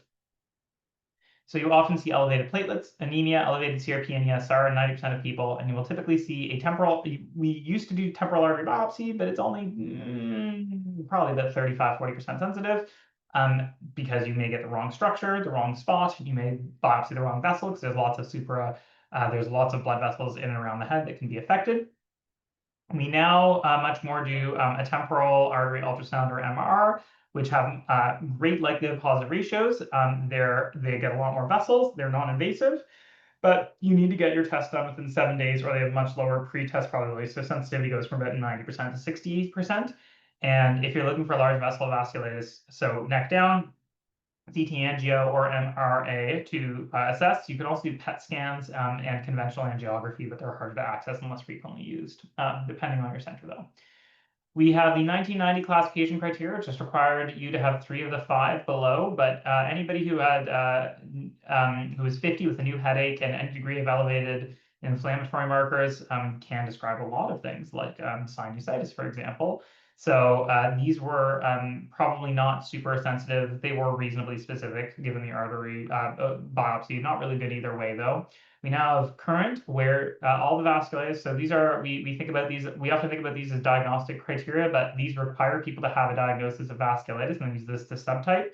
So the point is, you've already decided the person has vasculitis, then you use this to decide if it's GCA. It's still good and helpful for diagnosing somebody with GCA, and it's still a good sort of principle, but again, it shouldn't be used exclusively because some people won't obey these rules. And there are all these things we've talked about. So PMR symptoms, claudication, headache, scalp tenderness, inflammatory markers, positive biopsy or imaging, all of these classic findings. Treatment. So GCA, as we've highlighted, start steroids immediately if you have a reasonable pretest probability. If they have no visual symptoms, give them 40 to 60 milligrams of prednisone per day, slowly, and then taper. And if they have vision loss, you can give them IV methylpred to try and stop vision loss becoming bilateral, which can happen in 30% of cases, or to improve healing. Nobody knows if the IV actually makes a difference, and maybe we'll get that to change in the future because it's very inconvenient to have to take people to ED for 3 days for treatment. Ophthalmologists love it though. You typically treat them for about 1 to 2 years, taper off prednisone, and with high-dose prednisone, you want to give them PPIs, vitamin D, bone protection as appropriate. And now we often use tocilizumab, IL-6 receptor. You can also use sarilumab, and there's now data for JAK inhibition with upadacitinib. And you have fewer relapses and less cumulative doses of prednisone, so people generally feel much better on it. So we typically get people on. ASA, there's a question for stroke risk. They typically say it for people who have flow-limiting lesions in the vertebral carotid arteries who are occasional, and then maybe we'd use it for people with strokes or intracranial disease, but there's not really good data around who to use aspirin in. This is a visual diagram to basically supplement what I've just talked about for people who like diagrams. It's a good diagram. PMR is GCA's less angry cousin, which is inflammation of the tendon sheaths and sort of bursae around the shoulders and hips, which has similar pathophysiology to GCA. So some people consider them one disease, some of them consider them spectrum disorders, some people consider them separately. I'm not sure. You typically see sort of subacute to chronic onset of pain and stiffness in shoulders and hips because it's so stereotyped of like this morning stiffness in shoulders and hips and classic elevated inflammatory markers. You don't have to feel for swollen joints with RA. You often catch it pretty quick. GPs often start people on steroids, which is fine. Often constitutional symptoms. Up to 30% will have GCA, and you can have really, really flighty symptoms. You can have just like a little bit of headache, a little bit of vision stiffness, a little bit of vision change that gets better even without treatment, and it's GCA. I've had so many cases where I just thought it was PMR, then they said, oh, I had a headache, and I did imaging, and lo and behold, there was GCA. It made treatment easier, but it was interesting to see how easy it can be defined. And you will typically see decreased range of motion and tenderness, but they can hold their strength, and it's otherwise fairly benign exam. If you see peripheral joints involved, it's probably CPPD or RA, like having an inflamed joint is strongly suggested against our GCA or PMR. And if there's puffy hands, look at RS3PE, which is relapsing seronegative symmetric synovitis with pitting edema and is often associated with cancer. You will often see subacromial bursitis and long head of biceps synovitis in the shoulders and trochanteric bursitis in the hips. And ultrasound is quite useful. We similarly have criteria which follow most of what I just said. With morning stiffness, you need to have shoulder pain. You get bonus points for also having hip pain. You should have negative antibodies and sense of other joints and ultrasound findings. The treatment for PMR is that they should get way better, very much better, on about 50 to 20 milligrams of prednisone. If they don't, think of other diagnoses, or it might be a weird case of PMR. Both can happen. And there should be a dramatic response where basically within 2 to 3 days they feel pretty close to like themselves. You taper to 10 milligrams over 4 to 8 weeks, and if they relapse, you can either dose creep up just a little bit or just increase to the original dose. And you basically taper by 1 milligram every 2 to 4 weeks or off. Sometimes you can use methotrexate, but it probably doesn't work. But really, IL-6 is where you want to be. So trying to find a way to label them as giant cell arthritis is a very productive strategy. Most people, so we typically see people on steroids to about 2 years just because of relapses being quite common, but there are a group of people who get off of the single course in a year, about 25 to 30%. And if they don't get off steroids, if they're not easy to treat, look for other diagnoses such as LDV or giant cell arteritis. Both have a better sense of the diagnosis, and you can start them on tocilizumab. Tachyarthritis arteritis is much less common than GCA, much more frequently seen in people in India, Thailand, Vietnam, Japan, and China because they have different genetics, and there's a lot of genetic susceptibility affecting large vessel vasculitis being there. Typically, we'll see large, very central large vessels, so aortic, carotid, subclavian, and renal and celiac involvement. Can get pulmonary artery involvement and cardiac involvement, which is not common but severe. And you typically see a subacute progression, often starts with left subclavian and then progresses from there with initially stenosis and then dilatation. Because as you get stenosis, you have fibrosis, and when you have fibrosis, you don't respond as well to the pulse pressure, and then pulse pressure slowly and progressively causes dilatation and aneurysm. So most aneurysms in inflammatory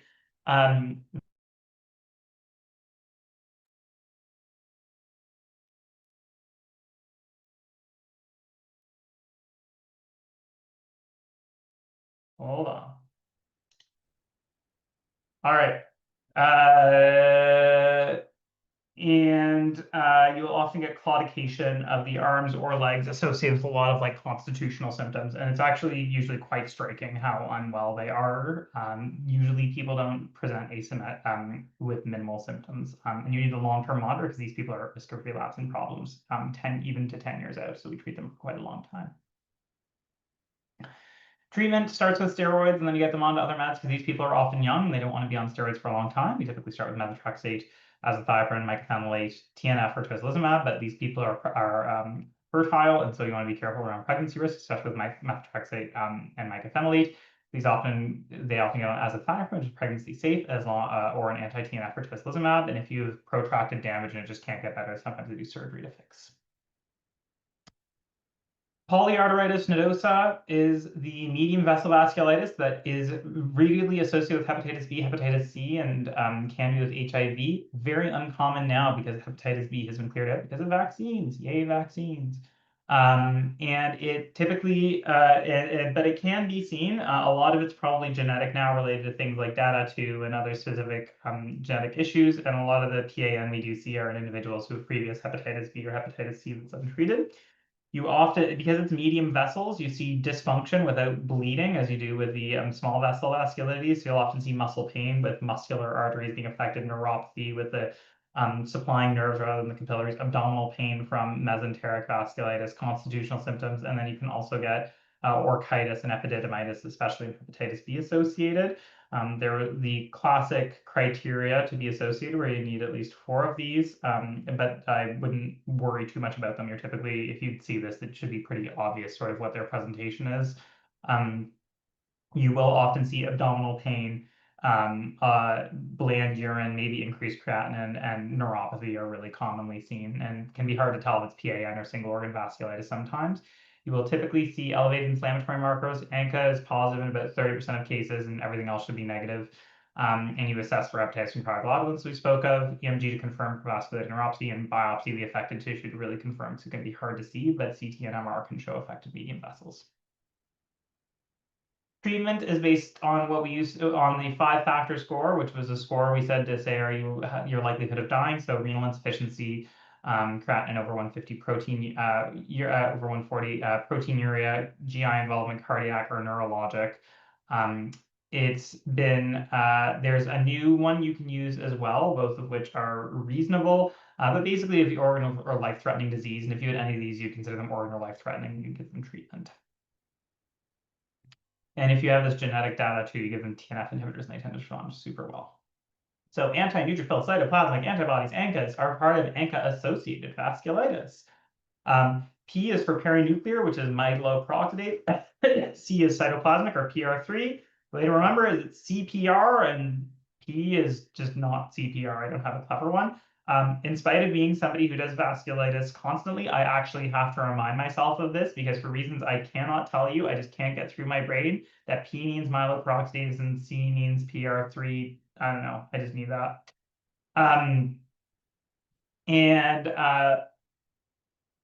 Differential diagnosis of positive ANCAs can include infectious endocarditis, tuberculosis, hepatitis, HIV, especially infectious endocarditis, especially in people who have drug use, medications, cocaine and levimazole, probably through molecular mimicry, so systemic autoimmune diseases. So you can see vasculitis as well as other forms of connective tissue disease. Autoimmune hepatitis and IBD can do it, and then cystic fibrosis can have ANCAs as well. So there's lots of other causes for it. So just because you have an ANCA doesn't mean you have AAV. GPA and MPA are 2 sides of probably a relatively similar coin, can affect just about anything but bone and different probabilities. And then EGPA is the sort of artsy cousin upstairs who says you don't understand, very much less frequently affects the kidneys, as seen here. Typically with lungs, it's more eosinophilic infiltrates, whereas it's ILD, DAH for MPA and GPA. And you will often see skin disease in all of them quite frequently. And so the classic areas affected are lungs, so you have capillaries for glass transfer, sinuses for mucus, kidneys for urine, skin because of temperature, and nerves. The reason that the gut is not affected is probably because the gut has a different immune system and less affected. It is still seen sometimes, but just quite a bit less frequently, except in EGPA. So If anybody has seen me teach about vasculitis, they will recognize this slide and these principles. So to confirm a diagnosis of AAV, because it's multi-system, it can be all over the place, you first of all need to demonstrate that there is vasculitis and the extent of the illness.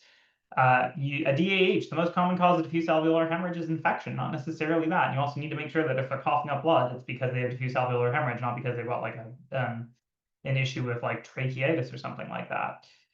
You want to strongly consider there's a renal biopsy to prove it, but in appropriate clinical context, you may not. Skin biopsies, nerve biopsies, all of which are useful.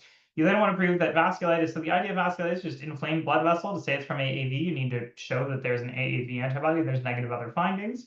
Again, biopsy will prove that because you'll see classic findings for AAV, and then you also want to demonstrate that there's nothing else. You can use these principles for most other autoimmune diseases, but because AAV is so weird and all over the place sometimes, it tends to get this sort of principle tends to get used a bit more there.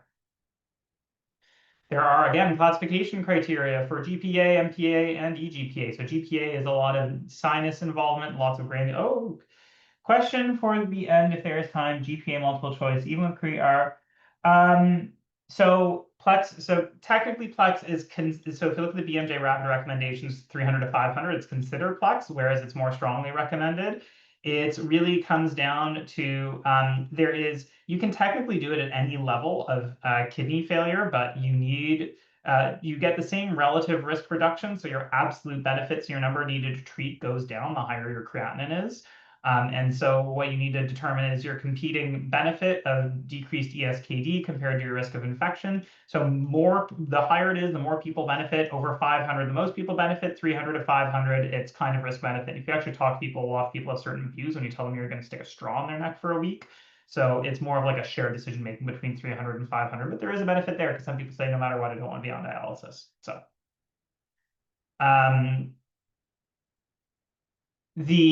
so GPA, lots of inflamed sinuses, cartilage, granulomatous, so nodular changes to the lungs.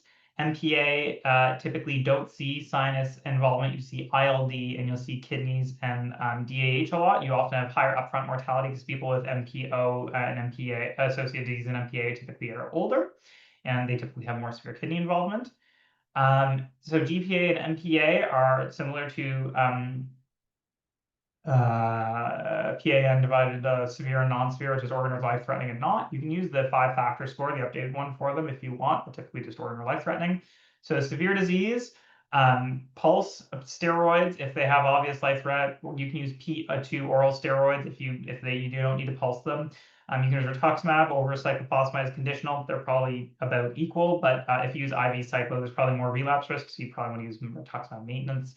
Plex, consider if over 300, consider more if over 500. This is Dario had asked. And you give maintain. So they recommend rituximab and prednisone. There's also Avacopan as a new drug. Exactly what to do for maintenance is a complicated story that I won't bore you with, as it's the subject of my PhD.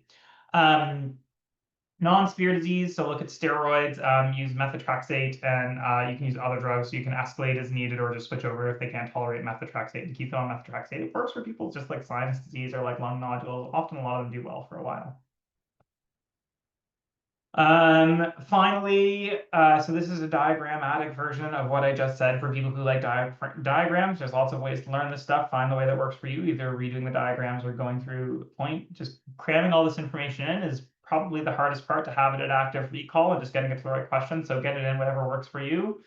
eGPA is the third one, which we didn't talk about, which typically has the allergic phase, which is often atopy, nasal polyps, asthma. You get after that a hypereosinophilic spillover phase, where you get lungs, GI tract, maybe heart involvement, and then formal vasculitis with GI, cardiac, renal, and neuro involvement. Skin involvement can happen at any stage here.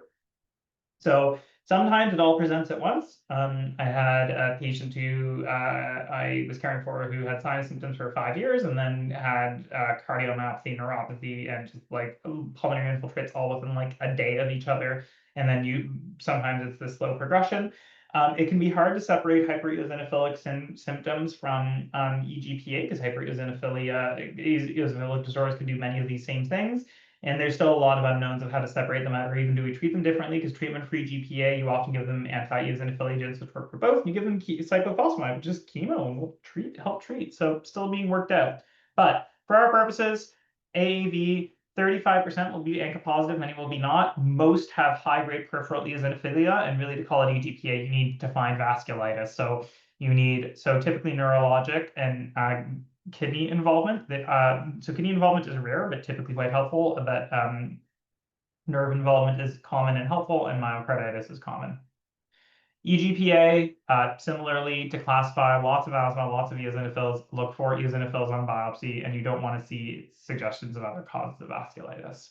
So treatment. So the ACR guidelines have this basically a severe and non-severe. This is mostly the vasculitis side. So the allergy and eosinophilic sides are kind of considered separately. It's very unfair to give you an EGPA multiple choice question for treatment because treatment is just so complicated because you think of the vasculitis, allergy, and eosinophils separately. I haven't seen from my awareness much around that unless you're going to do a rheumatology fellowship, which I believe a few of you are.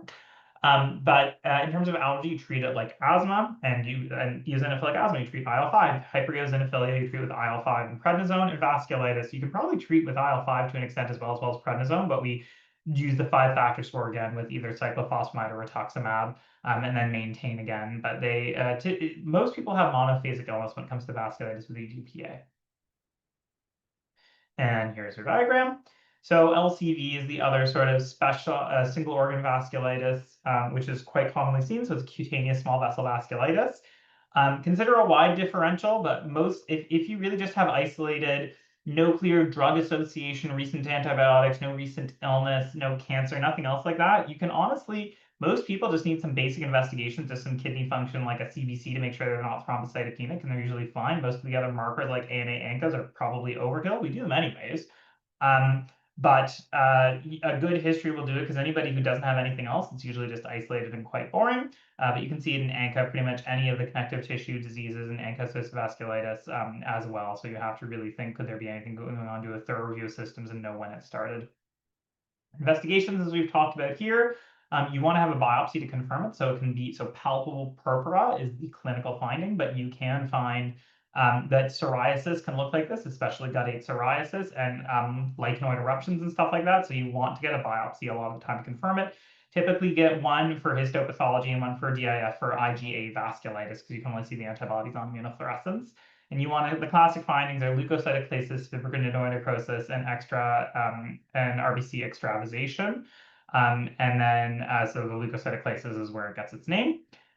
Treatment, you want to stop the agent. Often it will improve. You can use colchicine or dapsone or prednisone to start, and then if relapsing or associated with other underlying disease, you can start with hydroxychloroquine or other diseases. And typically, you just escalate as you go along, and they all work pretty well. All right, other inflammatory diseases. We have 16 slides left, so you'll be out of here hopefully pretty soon. Other inflammatory diseases. So Still's disease. This is the classic autoinflammatory disease. It's now all called the same thing in kids and adults. It used to be called systemic GI in kids. Now we just call it Still's disease. So you typically see the quotidian fever, so daily spiking fever, often early in the morning. Fever-associated salmon-colored maculopapular rash. Kids often have a sore throat. Adults tend to not. There should typically be inflammatory arthritis, most commonly of the wrists and the ankles. And you'll often see neutrophilia and hyperferritinemia. And ferritin, we always talk about this ferritin over 10,000, which is true, can be seen in other things, but if you see really high ferritin, worry about hemophagocytic lymphohistiocytosis, which is the bad part of Still's. And the hardest part of HLH is usually the diagnosis, and the second part of HLH is getting everybody to give you the drugs that'll actually treat it, because if it runs away from under you, it can be very hard, and we have had several young people die of HLH, which just really sucks. As long as there's not HLH, you treat basically on severity similar to other things. You can start with non-steroidals. Most people get steroids, and then we typically treat with methotrexate if it's sort of like arthritis or sort of moderate like serositis. And then if they're severe, you typically give them anakinra or tocilizumab. There's often hepatosplenomegaly, and so liver involvement. It's uncommon in others. You can get leukoid hepatitis. That hepatitis is typically seen mostly in Still's disease, or if you have autoimmune hepatitis with other things. Uveitis is a world unto itself. Uveitis can either be uveitis on its own, or it can be associated with other autoimmune diseases, most commonly ANCA vasculitis, or with spondyloarthropathies. Depending on where it is, will give you different symptoms, with anterior being typically painful because there's nerves there. And then the further back you go, you typically get less pain and often less clear symptoms. So intermediate will have blurry vision, distorted vision, and then posterior will often just be a little bit of blurred vision without much other symptoms. And so you need to have a high index of suspicion. The workup is broad. There's lots of infections. So Lyme, syphilis, HLA-B27B51 for Behçet's, A29 for Birch-Hawk retinopathy, ESR, CRP, urine analysis, consider TB testing. You usually want to get the ophthalmologist to get a culture of the eye, get an ANA, because it's not common, but you can get it. And then you treat typically with the underlying cause, topical steroids, and then escalate with ophthalmology. And you treat it similar to everything else with conventional synthetic DMARDs, and then escalate as needed. And you sort of modify based on what you think the underlying etiology is, which you do with ophthalmology. And a surprising number of people with isolated uveitis develop HLA-B27. They've just got psoriatic arthritis, but only with uveitis. Episcleritis and scleritis sometimes come up as the thing to differentiate. So episclera is discomfort over the top, and it's basically the topical layer and the front layer of the eye. It should easily respond to treatment and just conservative stuff. It will vasoconstrict when you use vasoconstricting drops, so phenylephrine, and it is associated with typically RA and vasculitis. Scleritis is much more painful. Typically see inflamed ocular sclera can end up causing degenerative changes and damage to the eye, can lead to blue globe rupture and ulcerative keratitis, so typically needs sort of systemic steroids and DMARDs and things. All right, last one, and then so we'll go over this, and then we will be done. And if anybody has other questions as well. Okay, so I'm not sure what the bizarre fixation with osteoarthritis is in getting these to know, but it seems like these particular tables of guidelines are things that are recommended and not recommended are useful to know for exams, from my understanding. So in terms of pharmacologic therapies, NSAIDs are good, Tylenol is okay. Capsaicin is useful because it just depletes the pain receptors, and acetaminophen and tramadol and duloxetine are probably helpful for the chronic pain aspect. Exercise, weight loss, and self-management programs are really helpful. Tai Chi is extremely helpful in meditative movements, and using orthoses and braces is really helpful for this. Heat, cool, acupuncture, massage, whatever else there is some use for. Things against, so don't use TENS, doesn't seem to work. Manual therapy, massage therapy don't seem to do a whole lot. And in terms of drugs, pretty much anything that's not just a regular old pain modifier, so hydroxychloroquine, methotrexate, TNF, blah, blah, blah, all of these don't seem to do much. And yet, in spite of all this, there's ongoing trials and questions around how much each of these work. Intra-articular steroids are good, but probably don't give long-term steroids, and all these other drugs don't seem to work. Colchicine, there's a question around, and so the evidence base continues to evolve. Frozen shoulder or adhesive capsulitis, you will often see decreased active and passive range of motion with decreased internal rotation. Often see it in diabetes, hypothyroid, rotator cuff tears, and like immobility in people who have poor mobility. There's often it is the other common thing that can be mistaken for sort of gout and other and sort of crystal arthropathies of the shoulder. Typically, we see a painful phase. Then a loss of range of motion with improvement in stiffness over time with the hardening and then sort of slow loosening, and then you get recovery eventually. So it's initially painful, and then it's super stiff, and then it loosens up. And this typically takes about 3 to 4 years to go over. X-rays rule out other things. Use physiotherapy, steroids, and non-steroidal, similar to what you do with OA. Fibromyalgia is, or chronic widespread pain, is the only thing that has diagnostic criteria because we don't really have any other way of objectively doing it, and we still use these criteria, so widespread pain index or symptom severity score. They should be at similar levels for 3 months. There should be no other explanations. There are tender points that we often use to sort of help look for this for sort of nod over joints, but these are sort of to help pick where the pain is and are not necessary for the diagnosis. You want to make sure all of your testing for inflammatory markers, CBC and TSH, are normal. And treat is sort of chronic pain, mood, and functional overlap. So you want to make sure you're getting sufficient sleep, regular exercise activity, treat comorbidities, which are common. So things like duloxetine and other findings, and other drugs.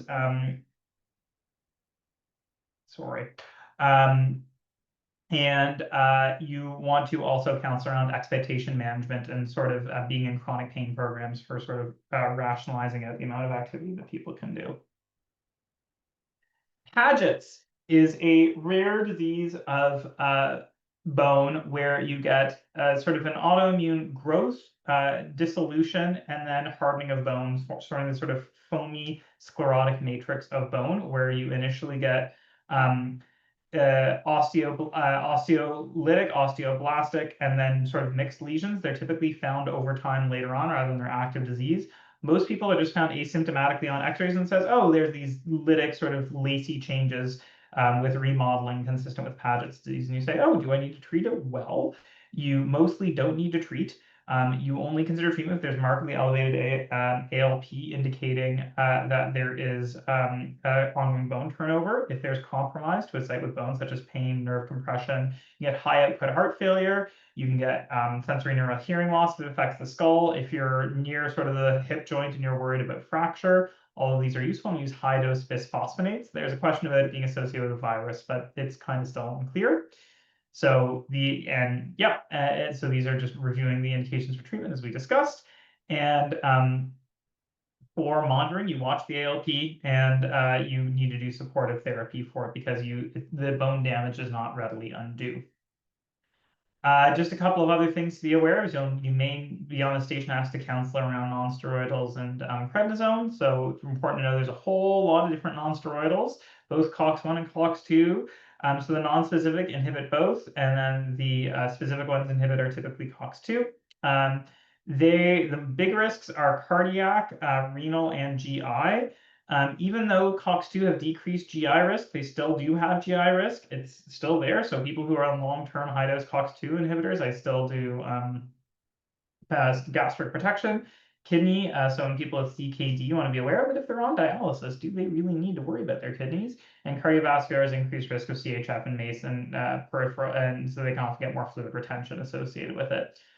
You can also occasionally get aseptic meningitis and tinnitus associated, and sometimes get drug eruptions.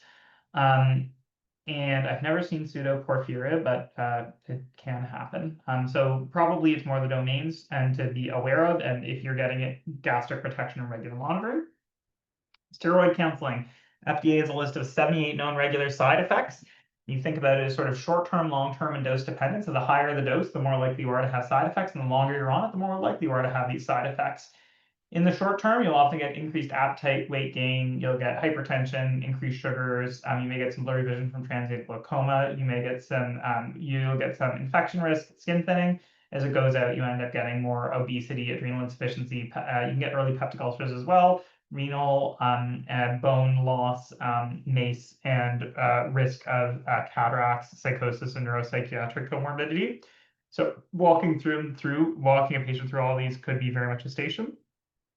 And it's more remembering the things to go over and the preventative things, remembering to use a PPI for stomach protection for 7.5 milligrams or over, being on vitamin D and calcium. And if you're on 7.5 milligrams or more for 3 months or more, and you're basically over the age of 50, consider a bisphosphonate if women use, if men sort of you can consider using, as well as monitoring the side effects and counseling around it, and dose modifying if needed. And if they have diabetes, talking about glucose management. There are guidelines for glucocorticoid-induced osteoporosis, and these are the guidelines to consider using based on age and exposure. Again, it's a chart here you can go over, and you basically initially want to stratify by deciding if you want to do a frax or what you want to do, and then based on what you find in terms of their frax and their overall risk, you decide if you're going to give them treatment or not.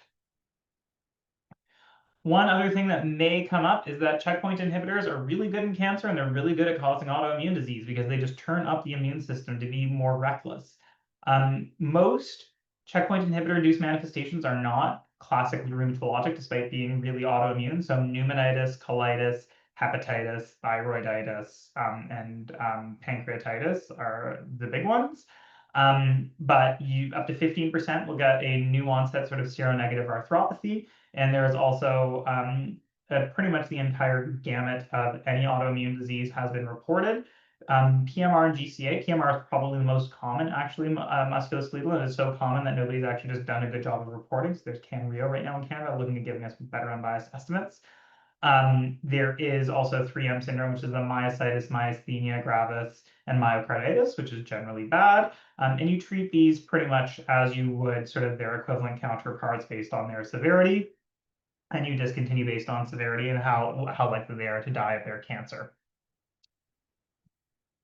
All right, 2 hours and 8 minutes with a momentary discontinuation. Not too bad. A lot of slides and a lot of information I recognize. This was supposed to be sort of as your introduction to the basically information waterfall you're going to have to stand under and learn to absorb over time. The good news is it's November and you've got months until your exams. You probably started studying, so hopefully some of this consolidates some of your knowledge.